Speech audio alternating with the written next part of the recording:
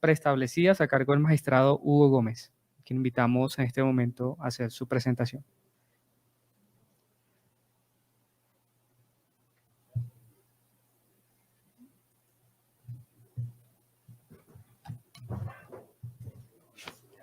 Sí, acá hay un...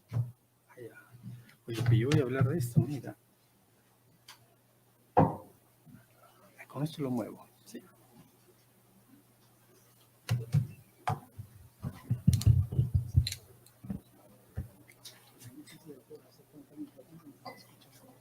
Seguro, sí, sí.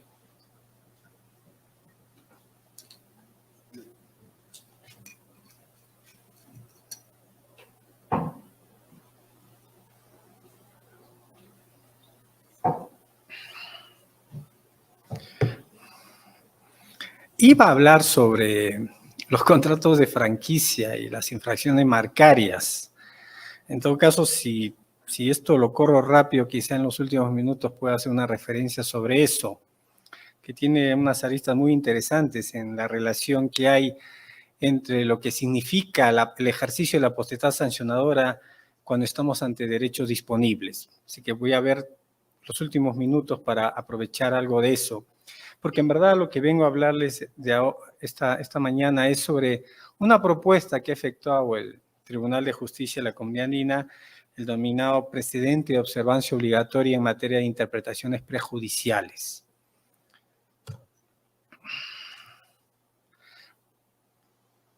Acá, muy bien. Para comprender esta propuesta vale la pena reflexionar previamente sobre estos temas previos de la interpretación prejudicial. El Tribunal de Justicia de la Comunidad Andina resuelve controversias, es una de sus tareas principales, resolver controversias entre países miembros, entre órganos comunitarios, entre países miembros y órganos comunitarios, y entre estos y los ciudadanos andinos, personas naturales o jurídicas afectadas a sus derechos o intereses legítimos. Pero hay otra función importante, además de resolver conflictos, que es la de garantizar la aplicación coherente y uniforme del derecho andino por parte de todas las autoridades administrativas y jurisdiccionales de los 4 países miembros de la Comunidad Andina. Y este ejercicio, este mandato de garantizar la aplicación uniforme del derecho andino se canaliza a través de la interpretación prejudicial. La interpretación prejudicial es un mecanismo procesal, es un proceso no contencioso que permite que haya un diálogo entre el juez supranacional, el Tribunal Andino y los jueces nacionales, que son todos comunitarios.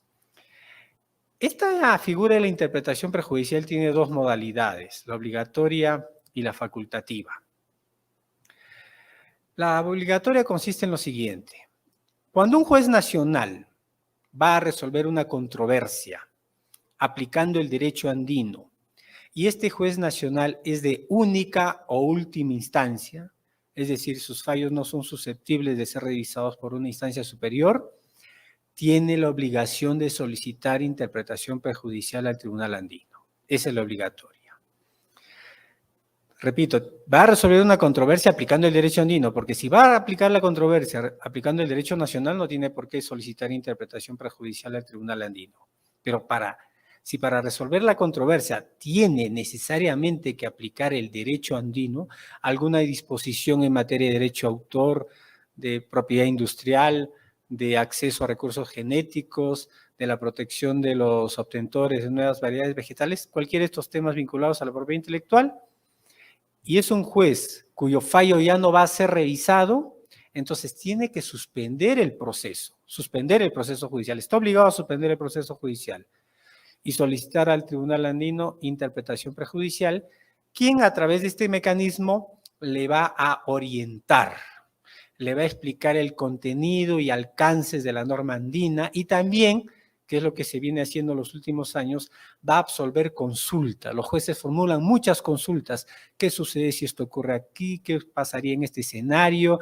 La norma no pensó en esto, sí pensó en esto. Los jueces hacen muchas preguntas. Y cuantas más preguntas hacen, uno se da cuenta que hay la lejanía que hay entre lo que pensó el legislador andino y la realidad. Y eso no solamente a nivel del derecho andino, pasa también en los derechos nacionales. Es que el legislador jamás puede tener la capacidad de adivinar todas las vicisitudes y circunstancias que se van a dar en el futuro. Es imposible. Por lo tanto, siempre, todos los días aparecen ante los tribunales situaciones nuevas, controvertidas, impensables. Y claro, el juez consulta sobre ellas, ¿no? Esto, ¿cómo se resuelve? ¿Qué ocurriría en este caso? Alguna vez nos preguntaron. Bueno, fíjense que el legislador andino no lo pensó. Si uno revisa la decisión 486, da la impresión, porque lo dice su articulado, de que todo es en castellano. De hecho, las solicitudes tienen que presentarse en castellano. Y nos preguntaron, ¿qué sucede cuando los signos distintivos están escritos en quechua? El quechua es un idioma, una lengua aborigen, indígena, que se habla en Perú, Bolivia, Ecuador y el norte de Colombia. Acá también hablan quechua. En Ecuador le llaman quichua, la lengua de los quechua, de los cusqueños, del Tahuantinsuyo. Fíjense, no lo pensó el legislador. ¿Por qué preguntó esto el juez? Porque dijo en mi constitución, esa es una lengua oficial igual que el castellano. Esas situaciones así las aborda el tribunal a través de la interpretación prejudicial y son muchísimas, les hago un ejemplo, pero todos los días aparecen estos temas. Entonces, esa es la obligatoria. La facultativa es cuando este juez que va a resolver la controversia aplicando el derecho andino no es de única última instancia. Su fallo es susceptible de ser revisado por una instancia superior. En consecuencia, puede formular la consulta, puede no formularla. Y si la formula, puede esperar al tribunal o puede fallar sin recibir la interpretación del tribunal. Esa es la característica de la facultativa. Y en su jurisprudencia, el tribunal, básicamente del año 2014 a la fecha, ha interpretado lo que significa juez nacional. Uno puede advertir del trabajo que hace el tribunal, y esto también lo hacen las demás cortes, la Corte Constitucional Colombiana, por ejemplo, lo ha hecho muchas veces, es que rara vez se interpretan las normas literalmente, rara vez. Los mejores métodos de interpretación de la norma no son los gramaticales o literales, que el sentido común te podría decir es la forma como interpretar la norma, y no es así. A veces es el método que más problemas acarrea. Mejor es el sistemático, el histórico, el evolutivo, el teleológico, la ratio leyes. Mejor es encontrar cuál es la razón de ser de la norma, la finalidad de la norma para resolver los problemas y los conflictos. La literalidad solo deja enquistado el problema en el pasado. Y por eso que la noción de juez nacional, fíjense ustedes, el tribunal lo interpretó desde un punto de vista finalista y teleológico. ¿Quién es juez nacional? El que va a resolver una controversia. ¿Solo los jueces nacionales resuelven controversias? No. Los árbitros también lo hacen. Y con ejercicio de función jurisdiccional. Entonces se amplió la noción de juez nacional a los árbitros. Los árbitros también. ¿Y las autoridades administrativas? Sí, hay autoridades administrativas que ejercen funciones jurisdiccionales. ¿Por qué? Porque hoy en día hay autoridades administrativas que resuelven conflictos intersubjetivos de intereses. ¿Qué es lo que hace, por ejemplo, la autoridad de propiedad industrial cuando está resolviendo un conflicto entre dos privados? El titular del registro marcario y el que quiere cancelar ese registro marcario por falta de uso. Es un conflicto intersubjetivo de intereses entre privados y esa autoridad administrativa tiene que ser imparcial. Ya no puede pensar que es esa autoridad administrativa que se pensó hace décadas tramitando un procedimiento lineal o bilateral en el que es juez y parte. No. Si una autoridad administrativa va a resolver un conflicto entre dos privados, tiene que ser tan imparcial como un juez y tan independiente como un juez. Entonces, fíjese cómo se amplía la noción de juez nacional.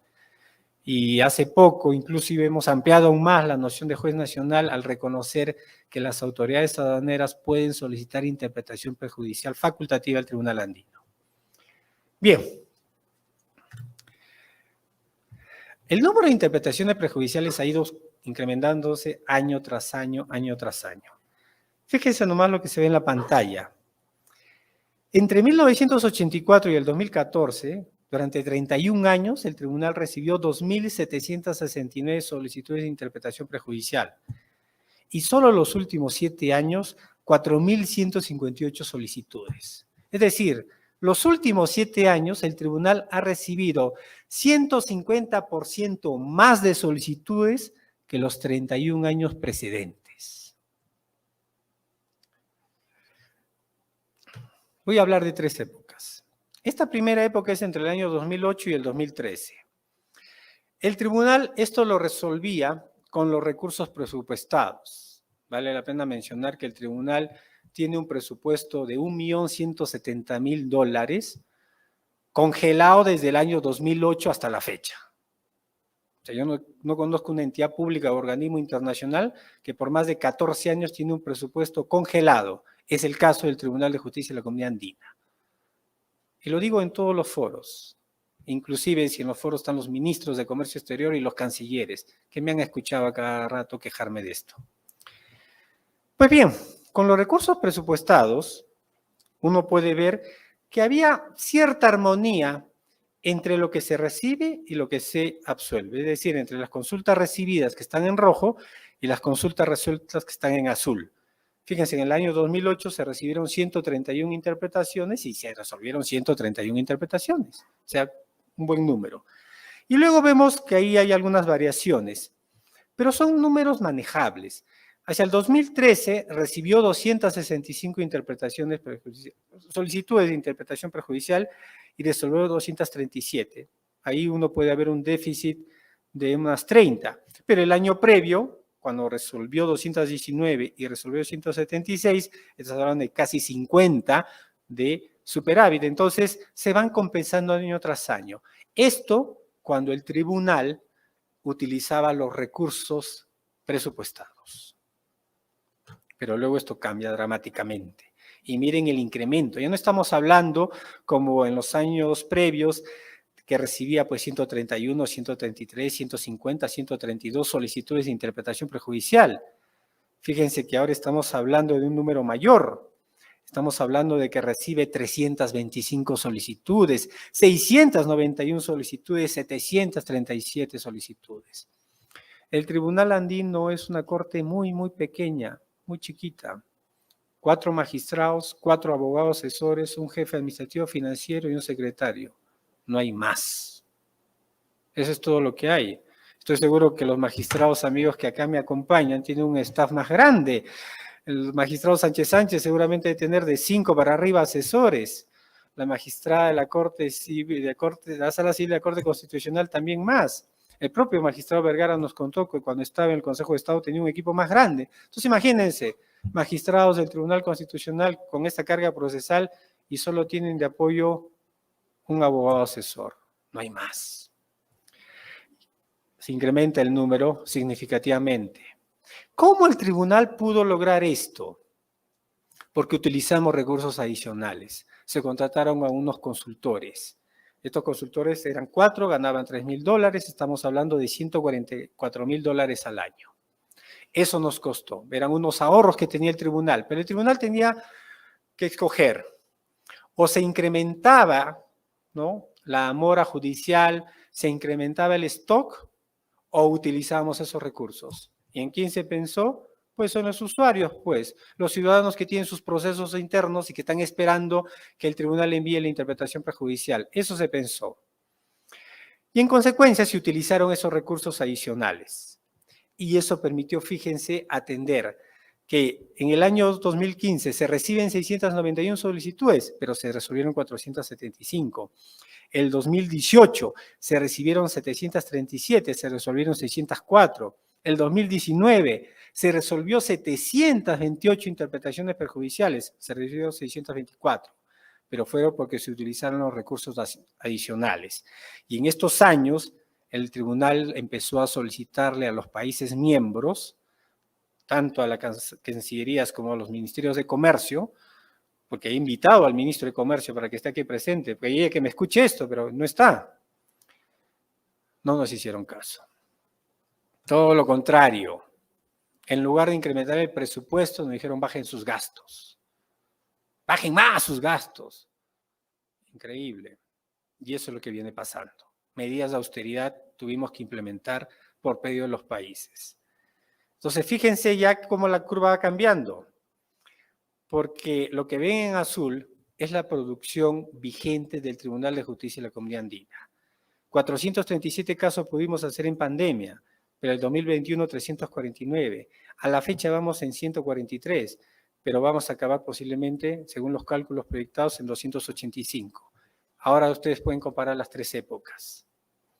La primera época, donde no llegaban muchas interpretaciones, no más de 200, y era manejable el tema. La segunda época, donde los números se disparan, utilizamos los recursos adicionales. Y la tercera época, donde vean la disonancia, porque crece lo que llega, pero baja lo que se produce. Y la brecha va creciendo. Entonces, la brecha el 2022, ¿qué va a hacer? Que vamos a recibir 542 solicitudes y vamos a poder emitir solo 285. Y la proyección es más dramática. Para el próximo año, 768 solicitudes que vamos a recibir y 250 que vamos a producir. ¿Qué significa esto? Esto lo que significa es que nos vamos a demorar más. Significa que las partes que tienen los litigios internos van a tener que esperar más, lo mismo que los jueces que nos enviaron la solicitud de interpretación perjudicial.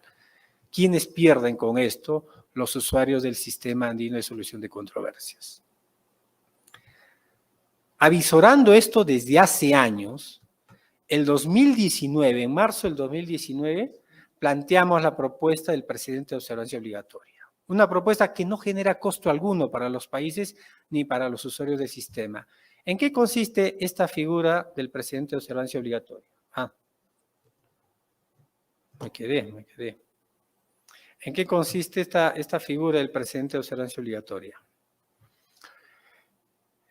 Ese gran número de solicitudes que ustedes han ido viendo, muchas de ellas son repetitivas, son similares, son idénticas. Nosotros hicimos un siguiente ejercicio hace unos años. Verificamos todas las interpretaciones perjudiciales emitidas más o menos entre junio del año 2016 a septiembre del año 2020. Eran miles. Pero ¿cuántas de esas habíamos establecido criterios nuevos? Eran casi como 200. Entonces, claro, uno ahí advierte que la mayoría de las interpretaciones perjudiciales que emite el tribunal son idénticas a unas previas. Alguien podría decirte, pero si son idénticas, entonces seguramente te cuesta un minuto repetirlas. No es así. ¿Por qué razón? Imagínense ustedes una interpretación perjudicial que se emitió el 2005. Y hay los siguientes puntos controvertidos, A, B, C y D. Esos son los puntos controvertidos. En ese momento se analizó el expediente y se llegó a esa conclusión. 10 años después, el 2015, nos llega una que parece similar. Pero para saber que es similar, tienes que saber cuáles son los temas controvertidos. Entonces, para saber cuáles son los temas controvertidos, te vas a leer el pronunciamiento de la Dirección Nacional de Derecho a Autor o de la Superintendencia de Industria y Comercio, los argumentos de las partes, las apelaciones y lo que el tribunal resolvió y lo que nos consulta. Y en el caso colombiano, pero en el caso peruano, donde tienes 2 instancias en la vía administrativa y 3 instancias en la vía judicial, imagínense, porque a veces es la Corte Suprema en recurso de casación que solicita la interpretación prejudicial, y cuando eso lo hace, saben, en el expediente uno encuentra la posición de las partes, la decisión de primera instancia administrativa, la decisión de segunda instancia administrativa más las apelaciones, luego la sentencia de la primera instancia judicial, más la demanda y contestación de demanda correspondiente. Luego la sentencia de la segunda instancia judicial, más las apelaciones, y luego la solicitud de interpretación de la Corte Suprema. A veces la solicitud de interpretación tienen 4.000 folios. Entonces, asumamos que este 2015 se descubre que los temas controvertidos son A, B, C y D, los mismos que hace 10 años. Emites una interpretación perjudicial similar. Pero te tomó revisar 4.000 folios para saber que A, B, C, D el 2015 era igual a B, C, D el 2005. Entonces, el tribunal asume mucho gasto en recursos, en tiempo, inclusive haciendo interpretaciones prejudiciales repetitivas y repetitivas y repetitivas. ¿Qué es lo que busca el presidente de observancia obligatoria? Que ya no hayan esas solicitudes repetitivas. El tribunal, sobre la base de su jurisprudencia previa y uniforme, dice, este tema ya está zanjado porque ya hemos sacado varios criterios muchas veces. Pues bien, lo vuelve a repetir, pero con la calificación de precedente de observancia obligatoria, para que sea aplicado por todos los jueces, ya no solo para el caso concreto como lo dice la norma actualmente, sino para todos los casos, erga omnes. Y de ahí en adelante, los jueces sobre ese tema ya no tienen que pedir interpretación prejudicial. Y entonces va a bajar el número. Ya no tienen que pedir interpretación prejudicial. Cuando hemos propuesto esto, tiene una ventaja con relación a la figura de doctrina del acto aclarado que le preocupaba a los países, porque bajo la figura del acto aclarado es el juez nacional el que decide si hay o no un antecedente y si pide o no la interpretación. Y les preocupaba a las autoridades, a los ministerios y a las cancillerías, de que los jueces, no sé por qué pensaron eso, no iban a mandar interpretaciones. Yo sí creo aplicable la figura del acto aclarado, pero es un tema personal. Pero regresando a la figura del precedente de observancia obligatoria, en este caso, el tribunal es el que establece y dice, este criterio jurídico interpretativo ahora es un precedente que debe ser aplicado por todos. Y todos los jueces que tengan un tema igual a este ya no tienen que solicitarlo. Entonces, lo que se evita es que ya no tienen los jueces que solicitar interpretaciones prejudiciales repetitivas y el tribunal ya no tiene que expedir interpretaciones prejudiciales repetitivas. Ventajas de la figura del precedente. Los procesos internos se van a resolver más rápido.